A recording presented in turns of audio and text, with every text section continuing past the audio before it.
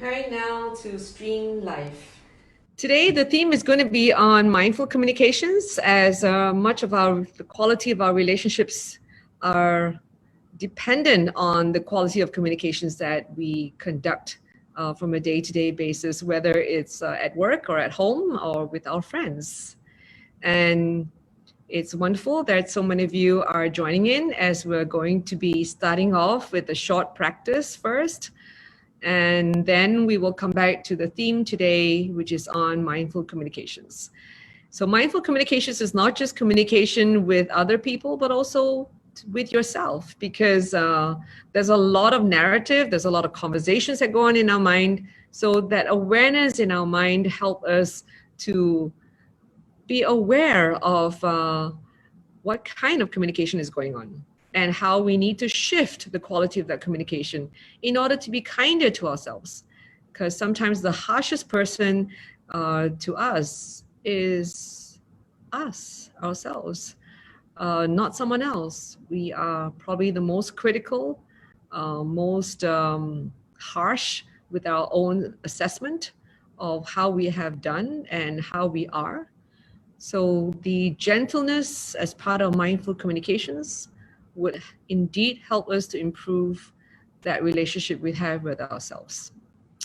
Okay, so now we're going to start with a breath awareness as well as a body scan.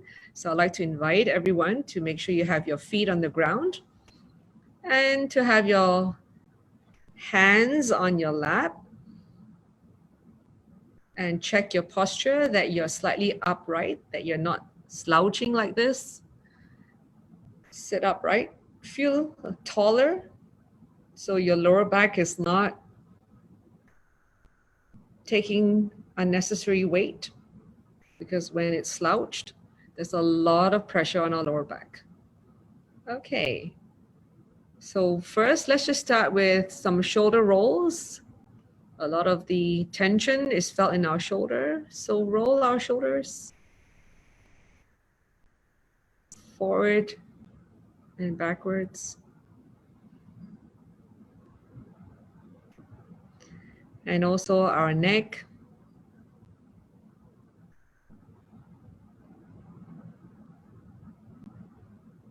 Turning our face.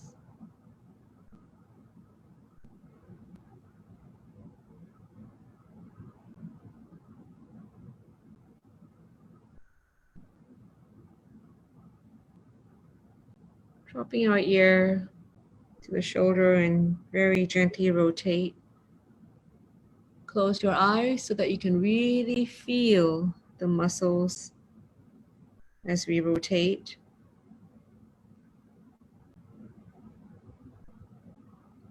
And any other tension and tightness, releasing it.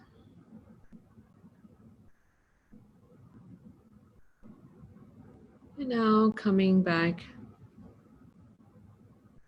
to being still and closing our eyes and dropping into our breath. And taking the 3 deep breaths.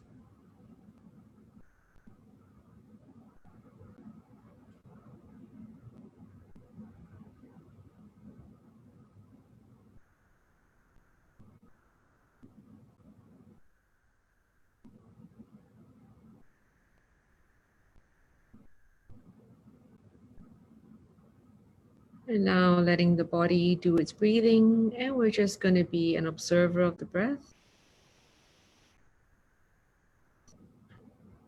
And reminding ourselves how blessed we are to have this breath. This breath gives us life. That we can feel this breath flowing through our body. And directing this breath into our body, down our legs, all the way into our feet, and breathe out through our toes. And this is metaphorically. So when we sense the next breath going through the nostrils, direct the breath into the body, sensing into the legs all the way down to your feet.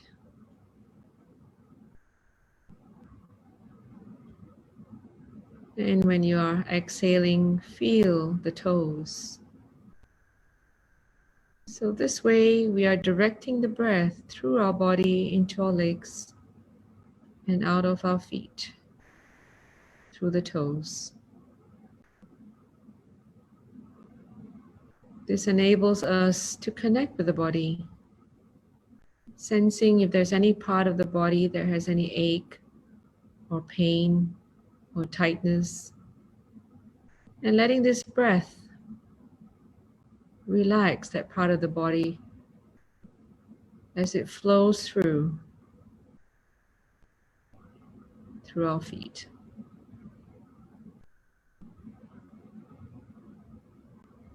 And if any one of you feel a part of your body aching, just breathe into it, directing a greater dose of kindness into it.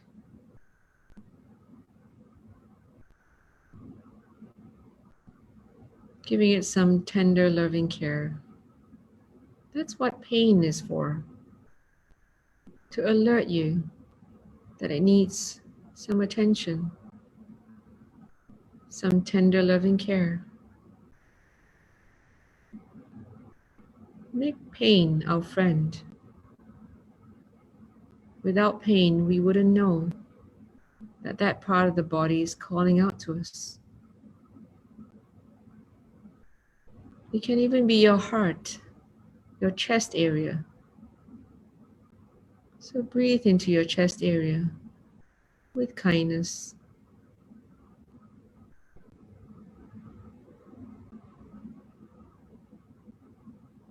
This is a self-care session, focusing on this body that we only have one, and we all have a responsibility to take care of our bodies. You are the only one who can feed it, clean it, clothe it. So also take care of how this body feels. Respond to the sensations in the body by breathing in the kindness, relaxation. In the next breath, breathe into the shoulders, down our arms, into our wrists, hands, and fingers.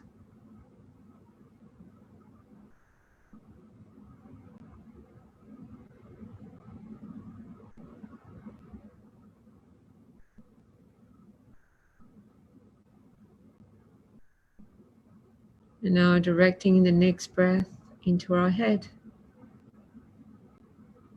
Our brain does so much work. Breathe kindness into the brain. And breathe out through the crown.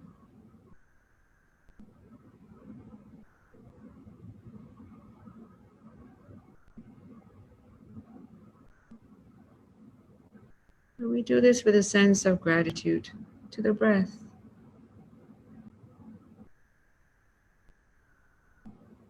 Be reminded on how powerful this breath is. Without this breath, we will no longer have time. There is no more life.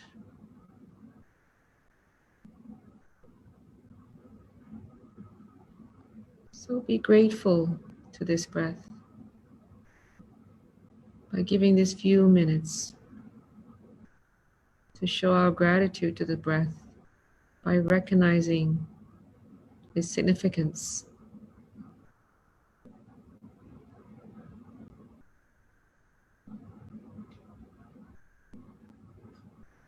And now we'll start the body scan by dropping our focus into our feet, sensing into the soles of our feet. You may notice the footwear under your soles, or your socks if you're wearing socks. Sensing to the heels, the toes, top of your feet.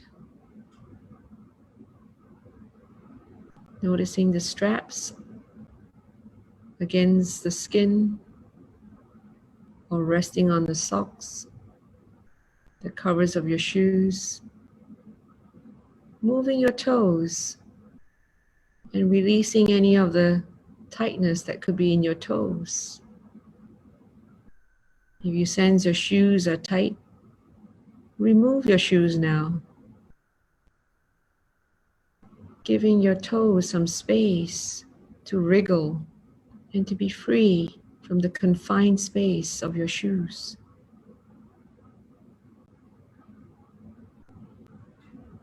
This practice is about kindness, kindness to your body and mind. Now sensing into your ankles, moving your feet side to side, helps to release any tension in your ankles, your heels. Then sliding up the lower parts of your leg, sensing into the calf muscles, the shin, your knees, your kneecaps, back of the knees, your lap. Notice the hands resting on the lap.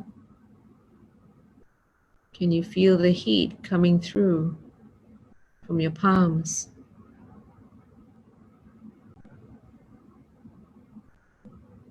Relaxing your lap, the back of your thighs, feeling to your bum. And check that your body is evenly balanced on both sides of your bum. Adjust your body, your posture, necessary.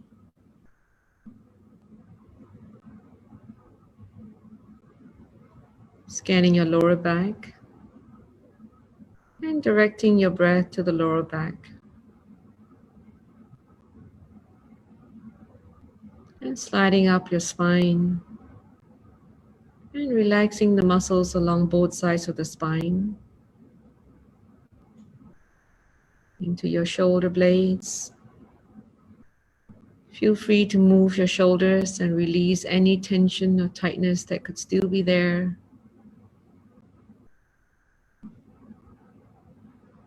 Noticing your neck and turning your head or bending your head, rotating your head, and release any tightness or tension that could be in your neck area.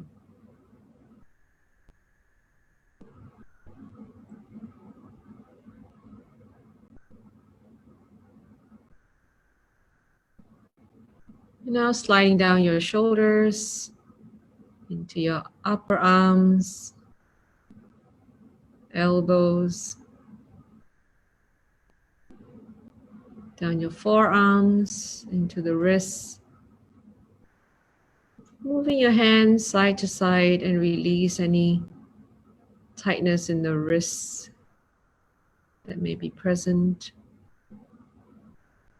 Moving your fingers, releasing tightness and tension in your fingers. Sensing into your palms, noticing if they are damp or dry, warm or cold. And then shifting your focus to your abdomen. And if you feel any knots in your abdomen, direct your breath into that space. Breathing in the kindness into that space.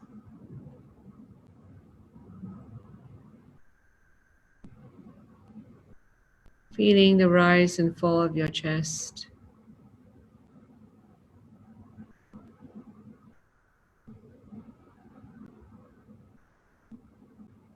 sliding up your throat.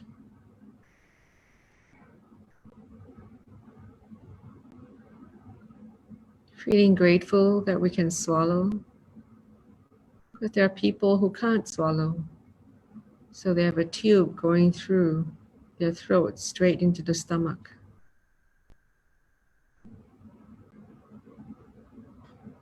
Noticing your tongue, the teeth in your mouth. It gives you the ability to chew your food and taste. Relaxing your lips, your cheeks. Noticing the air going through your nostrils.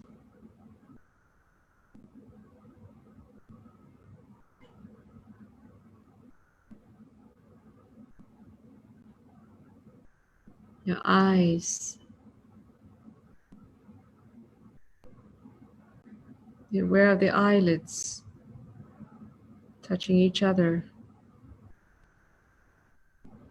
The presence of the eyebrows and the forehead. And scanning all over the scalp.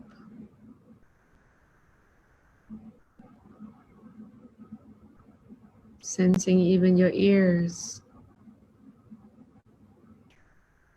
the back of the neck,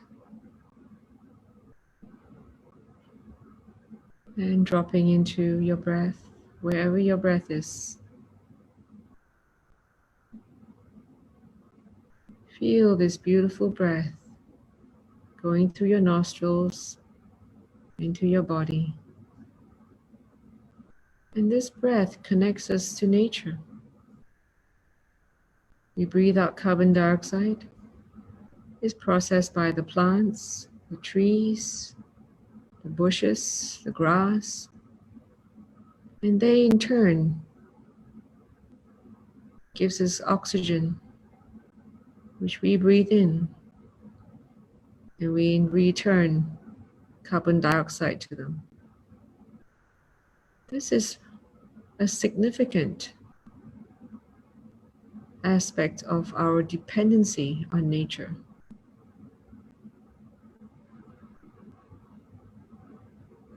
So we can now develop this sense of gratitude as well to the greenery around us, without which we would not be able to live.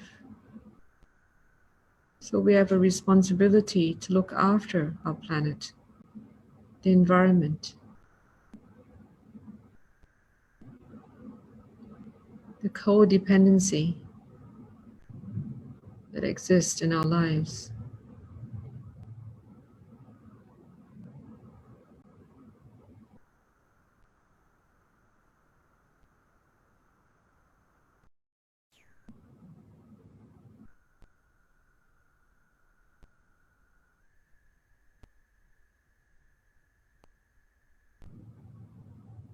And when you notice thoughts arising in your mind, that's normal. Just let the thoughts go by refocusing on the breath. And this practice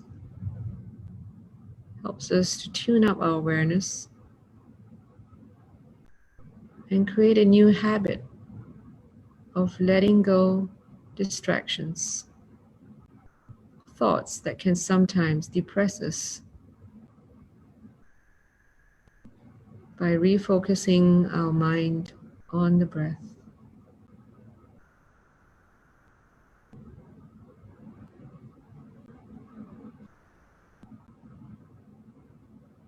So the objective of this practice is not to suppress thoughts or clear our mind of thoughts.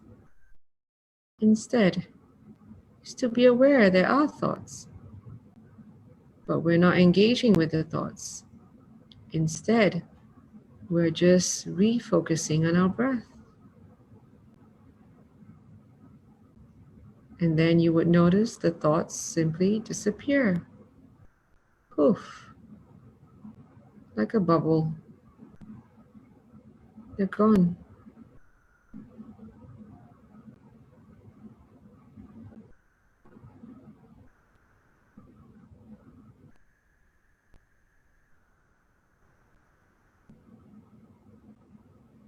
So by not taking the breath for granted, it helps our mind to appreciate the breath.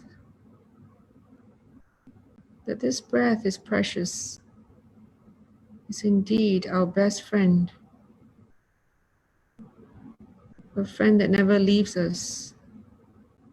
A friend that's so reliable. It's always here, even when we're asleep. We're busy. So in these few moments, it's just to hang out with our best friend, the breath.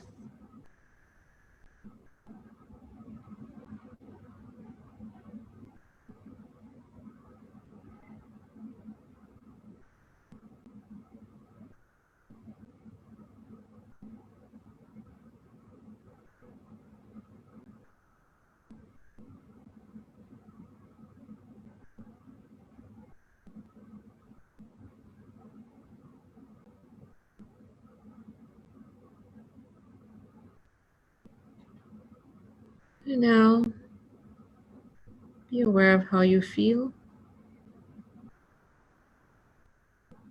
how your mind is compared to when you first close your eyes. And focusing on 3 more breaths. And opening your eyes at the end of the 3rd breath.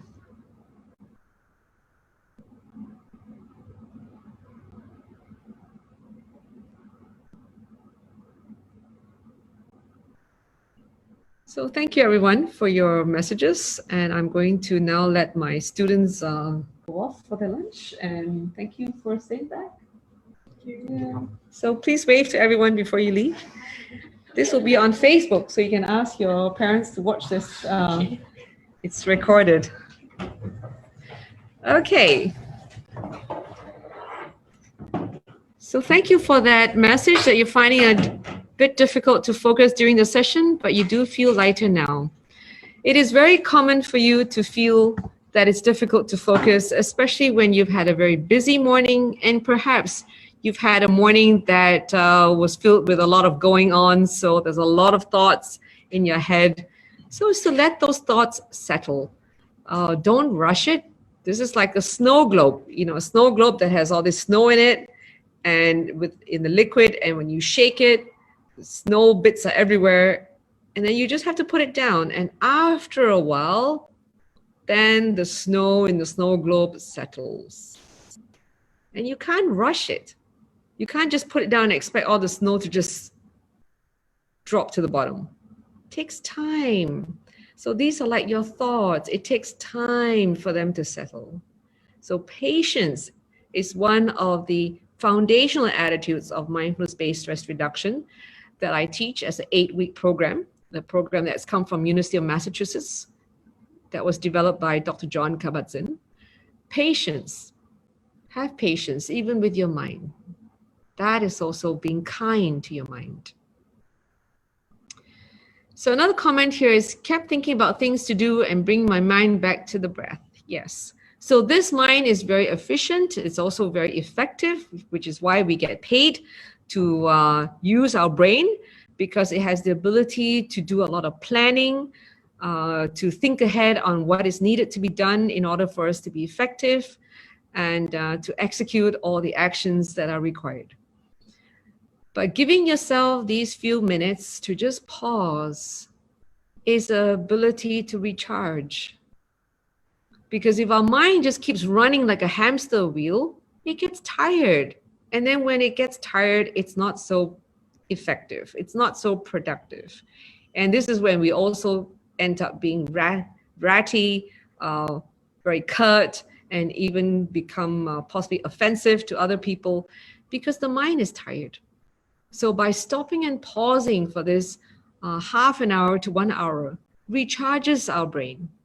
And this mind is able to operate with more clarity, with a sense of calmness, which will give us greater productivity. We don't end up upsetting people as much. We don't end up triggering other people. So when we request things from others, we're more likely to be able to get them to act on them and they are doing it with less resistance. Okay. So Cheryl, I hope that is helpful to you as some tips. So before we do the next practice, I'm going to talk a bit about mindful communications. I do see a question from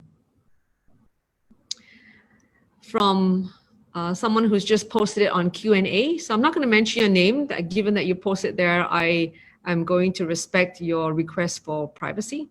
So it was a great session. However, the pain on the scapula did not ease. Okay. So don't expect this to be magical. One of the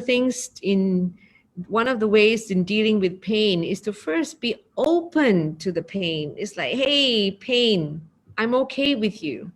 So one of the aspects of pain is that it's telling you to be gentle with that part of the body. So when I had an accident one time where I fell backwards from rescuing my little dog from a big dog, and I fell backwards, it injured my back.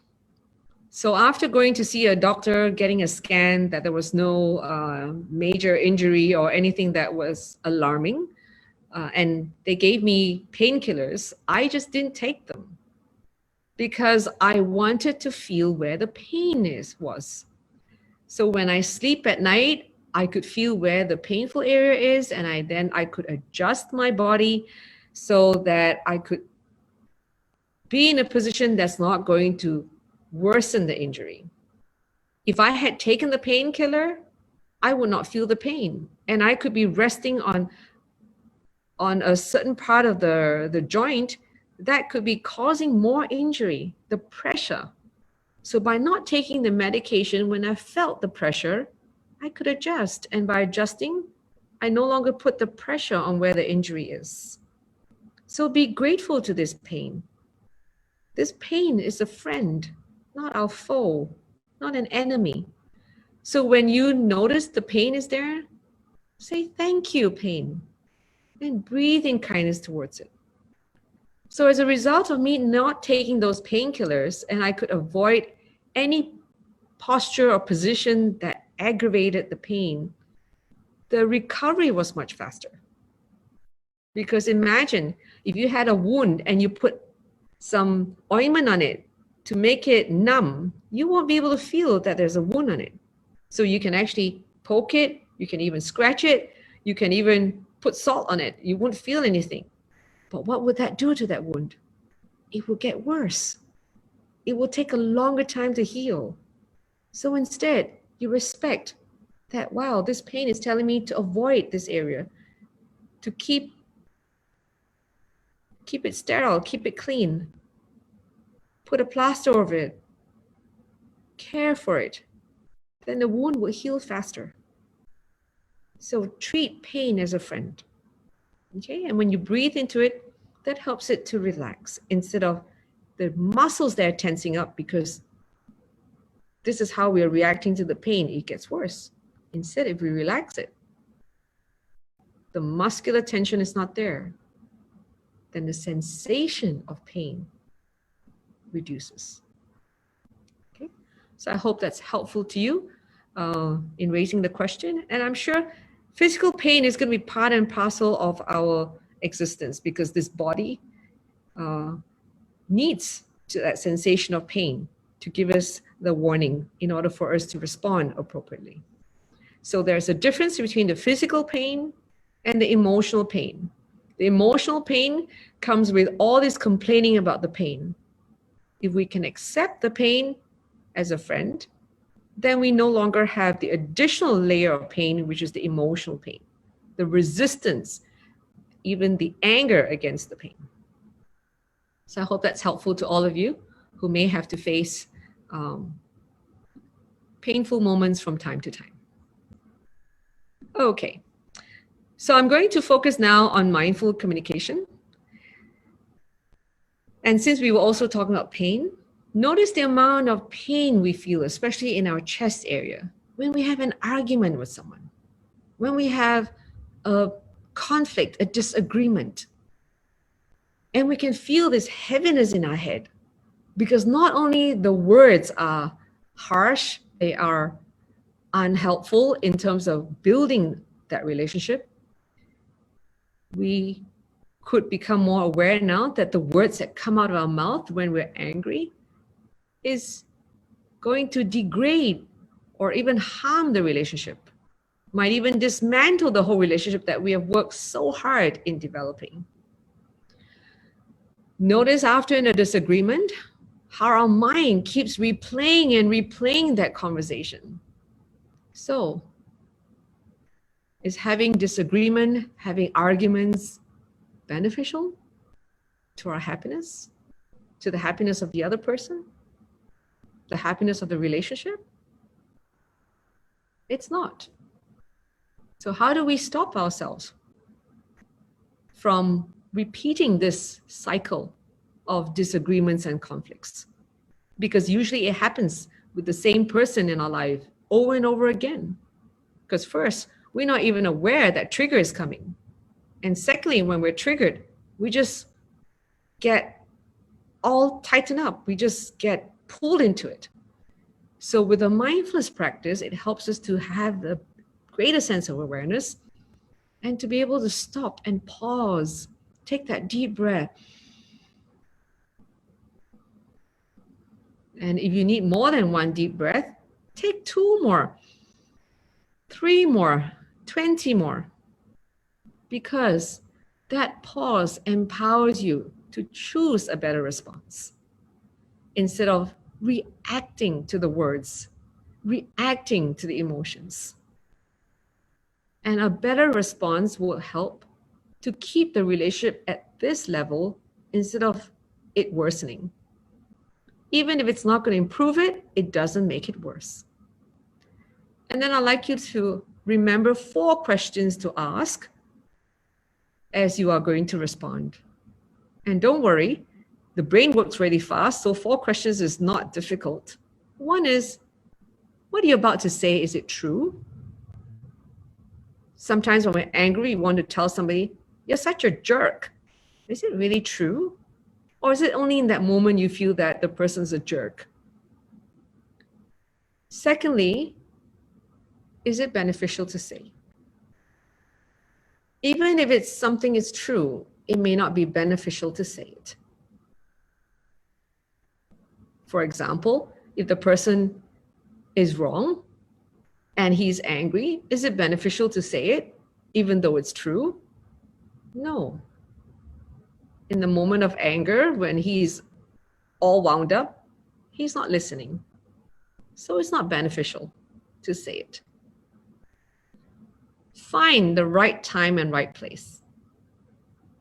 So if something is true, it's beneficial, find the right time and right place to say it. If it's not now, it can wait. Not everything has to be said in this very moment. And when it's said in the wrong moment, it falls into our deaf ears. So wait for the right time and right place so that whatever you're going to say, you will say it with kindness, you will say it with a good intention, and the person is open to whatever you're going to say. 4th, use the right words and tone. For example, even if you're inviting someone to join them for an event, we can be asking, would you like to come? So those words, would you like to come, is an invitation, as opposed to, come and join us. Which one are you more likely to feel that you're given a choice? The second one, because come and join us sounds like a command, an instruction, that we are not given a choice. So ask, instead of commanding, would you like to join us? Or would you like to come for dinner? Would you like to eat now? Instead of, come and have dinner now. So the words you choose makes a difference and how you say it. So even with those words, Would you like to join us? If we're using a different tone, would you like to join us? How does that sound? Do you feel like coming? No, you wouldn't, because it didn't sound friendly. It didn't sound like you're really giving the person a choice. So speak gently. Would you like to join us? And the person saying no says, oh, okay, maybe next time. Or do we say, why? Why don't you want to join us? Does that sound pleasant? Does that sound like you are respectful? Or if you're really concerned, change your tone. Oh, why wouldn't you like to join us? Are you okay? So notice the different tone makes a person feel differently. Like now, even as you're listening to me, which way would you rather that I use to send an invitation to you? Even with a mindfulness practice. Okay, for example, I say, I'd like to now invite you to sit up and place your hands on your lap. As opposed to, now, sit up, place your hands on the lap, close your eyes, take 3 deep breaths. I'm not sure you want to join the session again tomorrow because I will sound like an instructor. So those of you who are married in a relationship, practice kinder speech. Like the way you were speaking to each other when you first met, when you were courting the best times of your relationship. A lot of people, when they're married, they no longer practice mindful speech. They practice transactional speech. Example, time to eat. Come and sit at the table. As opposed to, hey dear, the dinner is ready. Would you like to come to the table and let's have our dinner together? Yes, we may use more words, but what is the hurry? Isn't it more important that we have a happy relationship? That our words and tone of voice are filled with kindness? And that way, your marriage will change in the way you feel about each other, instead of a transactional way of being chop, chop, fast, fast, everything efficient. But there's no sense of loving nature in that communication. So I hope this little talk is helpful to you to be aware of what is mindful communication. So I'm going to repeat the 4 questions. First, is it true before speaking? If it's true, is it beneficial?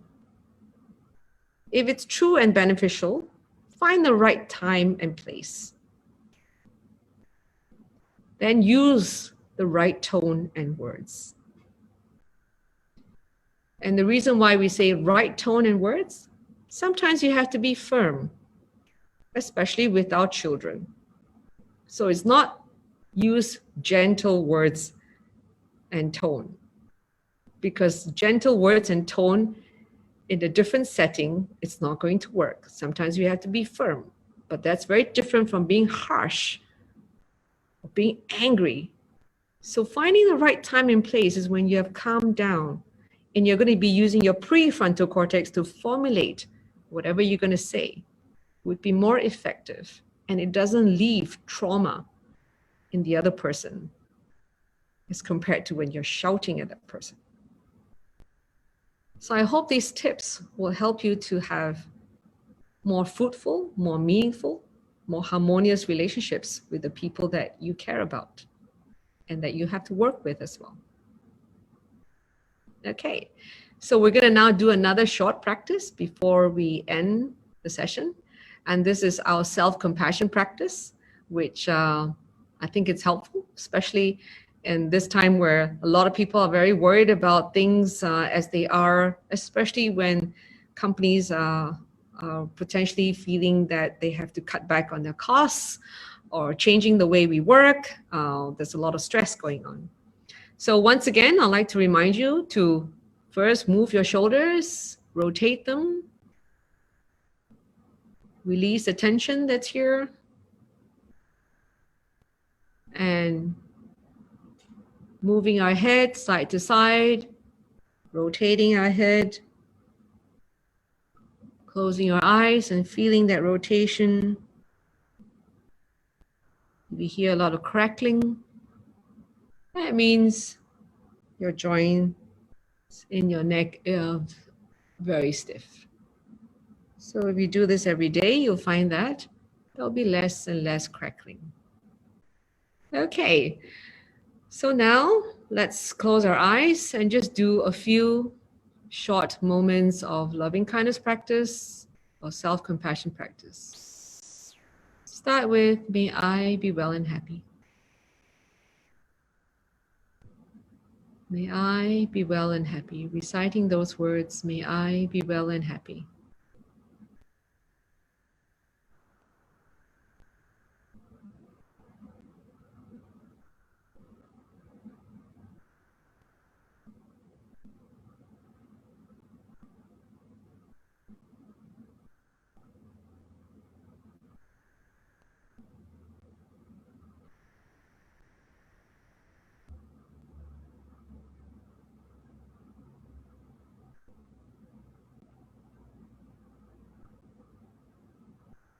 And now bring to mind someone that you love and wish that person to be well and happy. May so-and-so be well and happy.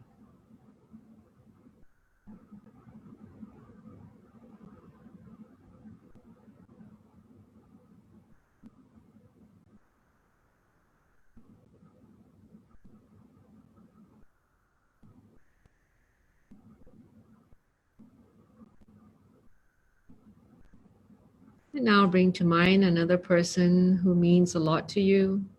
And whoever the first person that pops up in your mind, just dedicate to that person. May so-and-so be well and happy.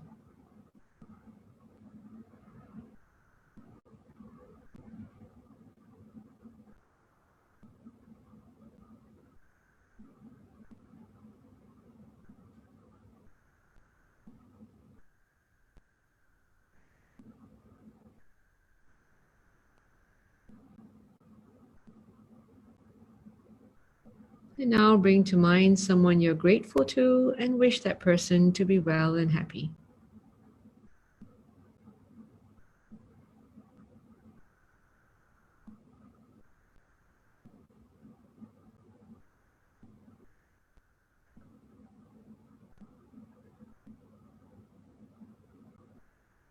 And now bring to mind another person who has helped you, supported you, or given you an opportunity in time of need.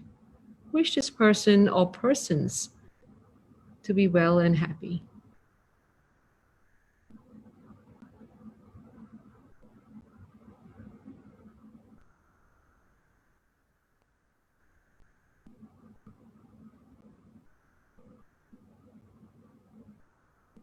Now let's wish everyone working with us in the organization to be well and happy.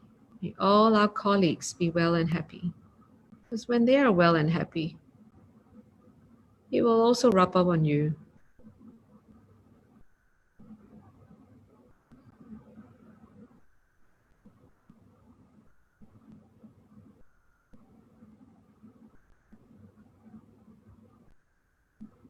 And now dedicate it to the family. May my family be well and happy.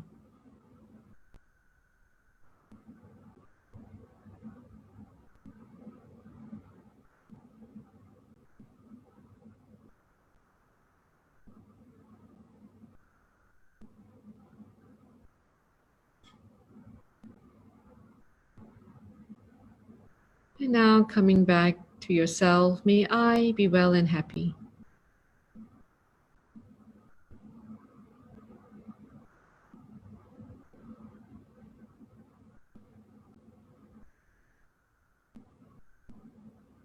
And now extending to a larger group, may everyone in Singapore be well and happy.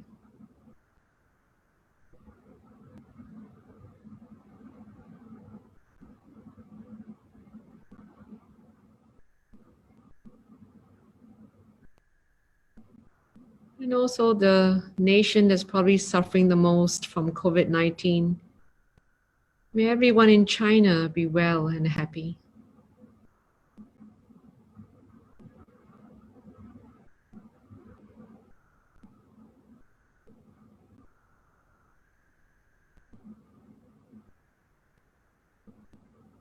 And coming back to yourself once again, may I be well and happy.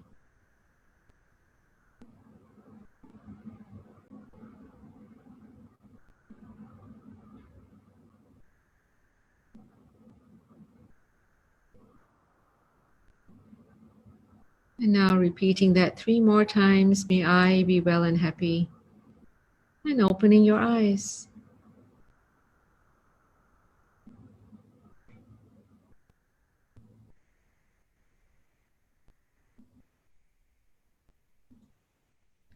So wishing yourself to be well and happy, it's not a self-centered thing.